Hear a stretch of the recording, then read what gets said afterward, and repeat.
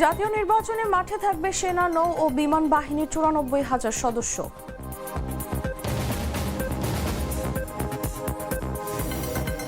ঢাকাসহ ৩ বিভাগে অতি ভারী বৃষ্টির সতর্কতা।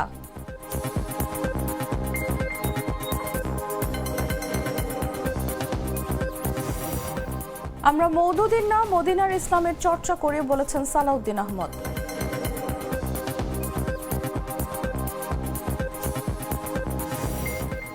যুক্তরাজ্যে ট্রেনে ছুরিকাঘাতে অনেকে আহত, গ্রেফতার ২।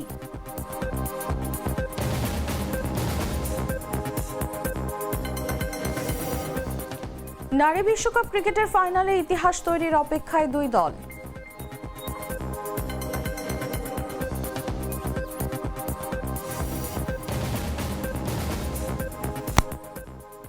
এতক্ষণ শুনছিলেন সংবাদ শিরোনাম। দর্শক, আমন্ত্রণ বেলা ১১টার সংবাদে, সাথে আছে আমি তাসলিমা তিথি। মশলা বদলে ফেলেছে, এবার আপনিও বদলে ফেলুন। একবার প্রাণ গুঁড়া মশলা ব্যবহার করেই দেখুন। চলে যাচ্ছি পুরো খবরে। আগামী ফেব্রুয়ারির প্রথমার্ধে অনুষ্ঠিতব্য ত্রয়োদশ জাতীয় সংসদ নির্বাচন ঘিরে আইন শৃঙ্খলা রক্ষায় মাঠে থাকবে ৩ বাহিনীর ৯৪,০০০ সদস্য। তাদের মধ্যে ৯০,০০০ সেনা সদস্য, ২,৫০০ জন নৌবাহিনীর সদস্য এবং ১,৫০০ জন বিমান বাহিনীর সদস্য মোতায়েন থাকবে। প্রতিটি উপজেলায় ১ কোম্পানির সেনা মোতায়েন থাকবে। শনিবার সন্ধ্যায় রাষ্ট্রীয় অতিথি ভবন যমুনায় প্রধান উপদেষ্টার সঙ্গে সাক্ষাৎকালে ৩ বাহিনীর প্রধানরা এই তথ্য জানান। প্রধান উপদেষ্টার সহকারী প্রেস সচিব সুচিস্মিতা তিথি বৈঠকের বরাত দিয়ে এ তথ্য জানান। তিনি বলেন, সন্ধ্যা ৭টায় প্রধান উপদেষ্টার সঙ্গে বৈঠককালে সেনাবাহিনীর প্রধান জেনারেল ওয়াকারুজ্জামান, নৌবাহিনীর প্রধান অ্যাডমিরাল মোহাম্মদ নাজমুল হাসান এবং বিমান বাহিনী প্রধান air chief marshal Hasan Mahmud Khan আগামী নির্বাচনের জন্য সামরিক বাহিনীর পক্ষ থেকে সব ধরনের প্রস্তুতি নেওয়ার বিষয়ে প্রধান উপদেষ্টাকে অবহিত করেন।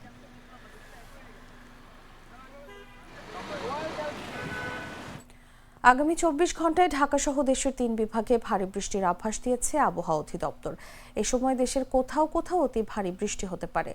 শনিবার রাতে আবহাওয়া অধিদপ্তরের ভারী বৃষ্টিপাতের সতর্ক বার্তায় এই তথ্য জানানো হয়েছে। এতে বলা হয়েছে, ভারতের দক্ষিণ বিহার ও তৎসংলগ্ন এলাকায় অবস্থানরত সুস্পষ্ট লঘুচাপটি উত্তর উত্তর পূর্ব দিকে অগ্রসর হয়ে বর্তমানে লঘুচাপ আকারে গাঙ্গেয় পশ্চিমবঙ্গ ও তৎসংলগ্ন বাংলাদেশের পশ্চিমাংশ জুড়ে অবস্থান করছে। এর প্রভাবে শনিবার সন্ধ্যা ৬টা থেকে পরবর্তী ২৪ ঘন্টায় ঢাকা, ময়মনসিংহ ও সিলেট বিভাগের কোথাও কোথাও ভারী থেকে অতি ভারী বর্ষণ হতে পারে।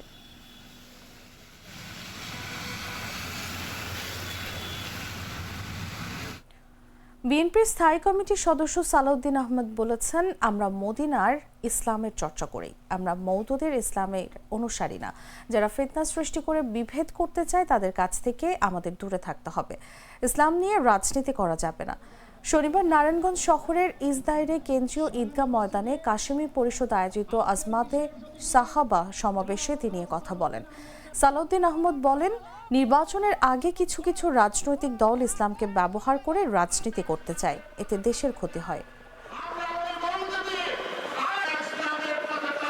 আমরা বাংলাদেশে সবসময়, বিশেষ করে নির্বাচনের আগে, ইসলামকে রাজনীতিতে ব্যবহার করার এবং বিভিন্ন তরিকায় ব্যবহার করার রাজনৈতিক ফায়দা হাসিলের জন্য আমরা লক্ষ্য করি। ইদানিং সেটা আরো বেশি লক্ষ্য করি এই জন্যে যে একটি রাজনৈতিক দল তারা নির্বাচনের স্বার্থে, রাজনীতির স্বার্থে ইসলামকে ব্যবহার করে জাতির মধ্যে বিভক্তি নিয়ে আসতে চায়, বিশেষ করে ইসলামের ক্ষতি করতে চায়। সেই জন্যই বাংলাদেশে এখন আজমতে সাহাবা সম্মেলন আরো বেশি বেশি হওয়া দরকার। সাহাবায়ে কেরাম যে ইসলামের অনুশীলন করে গিয়েছেন, সেই ইসলামের অনুসারী আমরা। এখানে আমরা মওদুদি ইসলামের অনুসারী তো নয়। সুতরাং যারা ফিরকা ফিতনা তৈরি করে বাংলাদেশের মুসলমানদের মধ্যে বিভ্রান্তি সৃষ্টি করতে চায়, তাদের কাছ থেকে আমাদেরকে সাবধান হতে হবে। বাংলাদেশের মুসলমানকে সহি দ্বীনি ইলম অর্জন এবং অনুশীলনের রাস্তা উন্মুক্ত করে দিতে হবে। আপনাদেরকে এই দাওয়াত দিতে এসেছিলাম, যারা আমাদের মধ্যে বিভ্রান্তি সৃষ্টি। জাতীয় সংসদ নির্বাচন ও চলমান রাজনৈতিক পরিস্থিতি নিয়ে প্রধান উপদেষ্টার প্রতি ভিডিও বার্তা দিয়েছেন জামায়াতে ইসলামীর নায়েবে আমির ডাক্তার সৈয়দ আব্দুল্লাহ মোহাম্মদ তাহের। শনিবার কুমিল্লার গণমাধ্যম কর্মীদের কাছে পাঠানো এই ভিডিও বার্তা পাঠানো হয়েছে।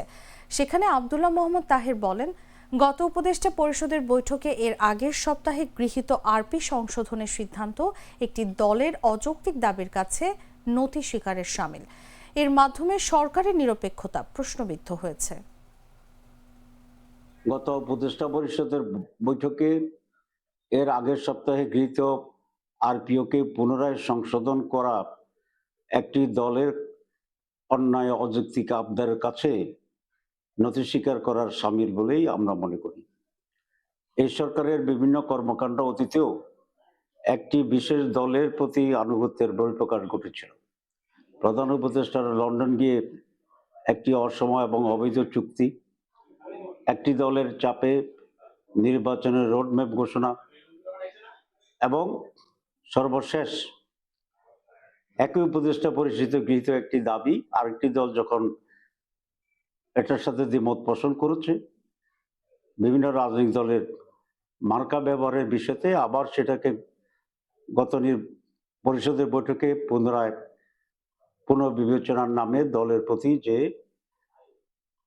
আনুগত্য প্রকাশ করেছে সরকার, নিঃসন্দেহে এই সরকারের নিরপেক্ষতা ক্ষুণ্ণ হয়েছে। আমরা এই সিদ্ধান্তকে মানি না এবং এই সিদ্ধান্তের গ্রহণের নিন্দা জানাচ্ছি। তোতার চকলেটে একাকার হয়ে ওঠা প্রাণ লেয়ার সম্পর্কের মিষ্টি ম্যাজিক।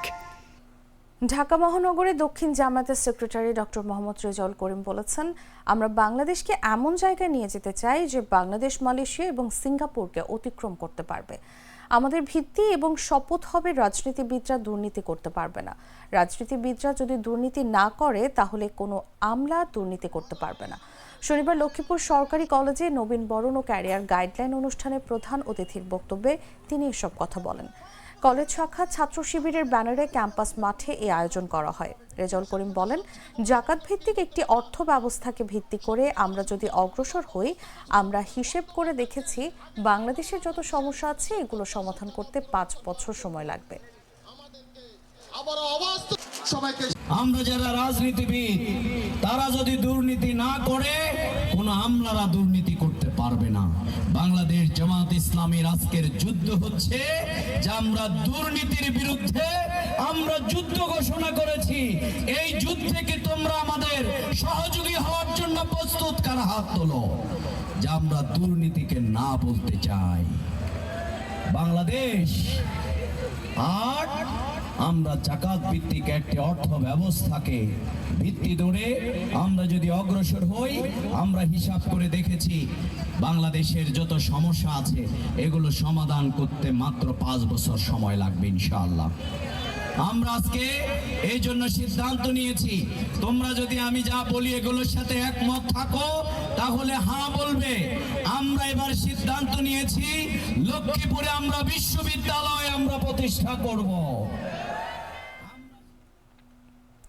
চাঁদপুরের মতলব উত্তর উপজেলার বিনন্দপুর মোদেনাতুল উলুম নুরানি ও হাফেজিয়া কওমি মাদ্রাসার শিক্ষার্থী ইয়াসিন আরাফাত অবিশ্বাস্য এক অর্জন করে নজর কাড়ল 11 বছরের এই শিশু। মাত্র 9 মাসেই পবিত্র কোরআনের হাফেজ হয়েছে সে। শনিবার সকালে মাদ্রাসা মিলনায়তনে এক বর্ণাঢ্য অনুষ্ঠানের মাধ্যমে হাফেজ ইয়াসিনকে পাগড়ি পরিয়ে সম্মাননা জানানো হয়। এ সময় অনুষ্ঠানের প্রধান অতিথি মুফতি গোলাম সারোয়ার ফরিদি আনুষ্ঠানিকভাবে ইয়াসিনকে পাগড়ি পরিয়ে দেন। ইয়াসিন আরাফাত লক্ষ্মীপুর জেলার কোমলনগর উপজেলার চরজাঙ্গালিয়া গ্রামের মোহাম্মদ সবুজের ছেলে। বিশিষ্ট পরিজন সকলে তার হাতে পেশ করে দিচ্ছেন। হাফেজ ইয়াসিন আরাফাতকে পাগড়ি পরিয়ে দিচ্ছেন মতলব শাহজাহান মসজিদের সম্মানিত খতিব মুফতি গোলাম সারোয়ার ফরিদি সাহেব। আল্লাহ তাআলা এই অনুষ্ঠানকে ভরপুর কামিয়াবি দান। গর্ভবতী মায়েদের স্বাভাবিক প্রসবে উৎসাহিত করতে অনন্য এক উদ্যোগ নিয়েছে মেহেরপুর জেলা প্রশাসন। এরই অংশ হিসেবে গাংনী উপজেলা স্বাস্থ্য কমপ্লেক্সে এক নবজাতকের মাকে শুভেচ্ছা উপহার দিয়েছেন জেলা প্রশাসক ডক্টর মোহাম্মদ আব্দুল সালাম। শনিবার দুপুরে জেলা প্রশাসক নিজে উপস্থিত থেকে নবজাতকের মা শারমিন খাতুনের হাতে শুভেচ্ছা উপহার তুলে দেন। শারমিন খাতুন গাংনীর শহরবাটি গ্রামের তরিকুল ইসলামের স্ত্রী। উপহার হিসেবে শিশুর প্রয়োজনীয় সামগ্রী ছাড়াও সরকারিভাবে প্রস্তুতকৃত জন্ম নিবন্ধন কার্ড দেওয়া হয়। অনুষ্ঠানে উপস্থিত ছিলেন গাংনী উপজেলা নির্বাহী অফিসার আনোয়ার হোসেন এবং উপজেলা স্বাস্থ্য ও পরিবার পরিকল্পনা কর্মকর্তা ডাক্তার আব্দুল্লাহ আল আজিজ।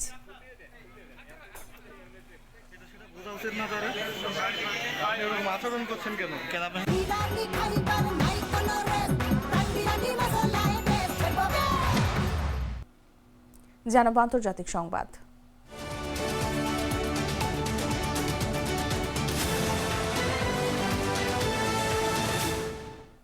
যুক্তরাজ্যের ক্যামব্রিজশায়ারের কাছে একটি ট্রেনে ভয়াবহ ছুরিকাঘাতের ঘটনায় অন্তত 10 জন আহত হয়ে হাসপাতালে ভর্তি হয়েছেন। পুলিশ জানিয়েছে এই ঘটনায় 2 সন্দেহভাজন ব্যক্তিকে গ্রেফতার করা হয়েছে। রোববার ভোরে প্রকাশিত এক বিবৃতিতে ব্রিটিশ ট্রান্সপোর্ট পুলিশ জানায়, আহতদের মধ্যে অন্তত 9 জনের অবস্থা আশঙ্কাজনক। ঘটনাটিকে তারা বড় ধরনের নিরাপত্তা ঘটনা হিসেবে ঘোষণা করেছে এবং জানিয়েছে যে সন্ত্রাস বিরোধী পুলিশও তদন্তে সহায়তা করছে। পুলিশের বিবৃতি অনুযায়ী শনিবার স্থানীয় সময় সন্ধ্যার দিকে তারা খবর পায় যে একটি ট্রেনে একাধিক যাত্রীকে ছুরিকাঘাত করা হয়েছে। সশস্ত্র পুলিশ দ্রুত ঘটনাস্থলে পৌঁছে ট্রেনটি হান্টিংটনে থামায় এবং 2 জন পুরুষকে গ্রেফতার করে। East of England ambulance service জানিয়েছে, হান্টিংডন রেল স্টেশনে বৃহৎ পরিসরে উদ্ধার অভিযান চালানো হয়, যেখানে 3টি এয়ার অ্যাম্বুলেন্স সহ একাধিক জরুরি চিকিৎসা দল অংশ নেয়।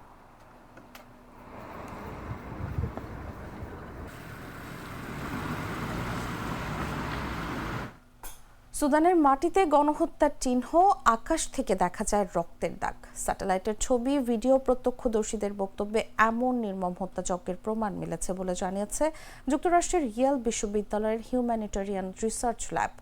বিশ্লেষকরা বলছেন, সুদানের দারফুর অঞ্চলে পরিকল্পিতভাবে গণহত্যা চালাচ্ছে প্যারামিলিটারি বাহিনী। সাম্প্রতিক চিত্রে এমন অনেক জায়গায় রক্ত ও মরদেহের উপস্থিতি ধরা পড়েছে যা মহাকাশ থেকেও দৃশ্যমান।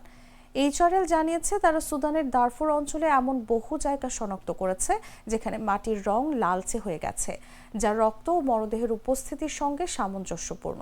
এসব স্থান দেখা গেছে হাসপাতাল, আবাসিক এলাকা, শহরের উপকণ্ঠ এবং সুদানের সরকারি সেনাবাহিনী এর ঘাঁটির আশপাশে। এইচআরএল এর মানবাধিকার গবেষক ন্যাথানিয়েল রেমন্ড এবিসি নিউজকে বলেন, র্যাপিড সাপোর্ট ফোর্সেস শহরের নিয়ন্ত্রণ নেয়ার মাত্র 72 ঘন্টার মধ্যে আমরা দেহের মতো হাজার হাজার বস্তু দেখতে পাই, যেগুলোর দৈর্ঘ্য, আকৃতি ও বর্ণ মিলে গেছে মাটিতে পড়ে থাকা মরদেহের সঙ্গে। জাতিসংঘ আল ফাশেরকে দুঃসহ কষ্টের কেন্দ্রবিন্দু বলে উল্লেখ করেছে। শহরটি গত 18 মাস ধরে অবরুদ্ধ ছিল, আর এখন আরএসএফ বাহিনী পুরোপুরি নিয়ন্ত্রণে নেয়ায় পালানোর সুযোগ আর নেই। এবছরের জানুয়ারিতে যুক্তরাষ্ট্রের পররাষ্ট্র দপ্তর ঘোষণা করেছিল, আরএসএফ বাহিনী দারফুরে গণহত্যা চালিয়েছে। ইয়েলের গবেষক রেমন্ড বলেন, 2 দশক আগে শুরু হওয়া দারফুর গণহত্যার চূড়ান্ত পর্ব আমরা এখন প্রত্যক্ষ করছি।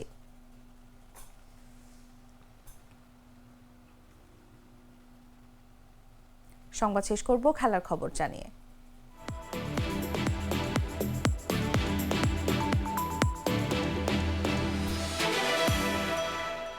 এর আগে আরও 2 বার নারী বিশ্বকাপ ক্রিকেটের ফাইনালে খেলেছিল ভারতীয় ক্রিকেট দল। 2005 এবং 2017 সালে কোনোবারই শিরোপা হাতে তুলে নিতে পারেনি তারা। প্রথমবার অস্ট্রেলিয়ার কাছে, দ্বিতীয়বার ইংল্যান্ডের কাছে হেরে শিরোপাহীন থাকতে হয়েছে তাদের। অন্যদিকে দক্ষিণ আফ্রিকার নারী ক্রিকেট দল এবারই প্রথম বিশ্বকাপের ফাইনালে উঠেছে। দুর্দান্ত পারফরমেন্স করে ফাইনালে উঠে আসার পর শিরোপার অন্যতম ফেভারিটও তারা। ঘরের মাঠে ভারতীয় নারী ক্রিকেট দল নাকি দুর্দান্ত ফর্মে থাকা দক্ষিণ আফ্রিকা নারী ক্রিকেট দল। কে জিতবে বিশ্বকাপ? যেই জিতুক তারা নতুন ইতিহাস সৃষ্টি করবে, প্রথমবারের মতো বিশ্বকাপ জয় করে। 2023-2024 সালের পর 2025 ক্রিকেটের আরও একটি বিশ্বকাপ ফাইনালে ভারত। রোহিত শর্মা, বিরাট কোহলির পর এবার হরমনপ্রীত কৌর, স্মৃতি মান্ধানাদের ঘিরে স্বপ্ন দেখছে ভারতীয়রা। 1.5 বছরে আগে এই দক্ষিণ আফ্রিকাকে হারিয়ে টি-20 বিশ্বকাপ জিতেছিলেন রোহিত শর্মার দল। এবার নারীদের ওয়ানডে বিশ্বকাপ ট্রফি এবং ভারতীয়দের সামনে বাধা সেই প্রোটিয়ারাই।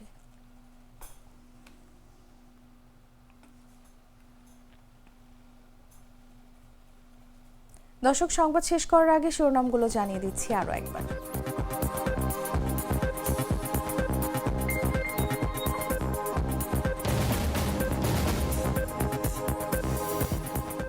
জাতীয় নির্বাচনে মাঠে থাকবে সেনা, নৌ ও বিমান বাহিনীর 94,000 সদস্য।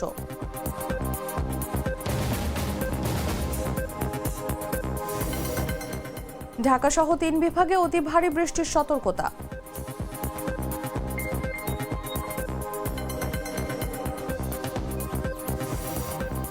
আমরা মওদুদীর না, মদিনার ইসলামের চর্চা করি বলেছেন সালাউদ্দিন আহমদ।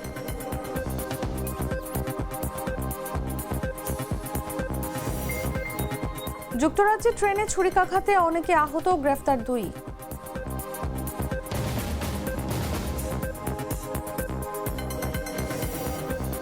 এবং নারী বিশ্বকাপ ক্রিকেটের ফাইনালে ইতিহাস তৈরির অপেক্ষায় 2 দল।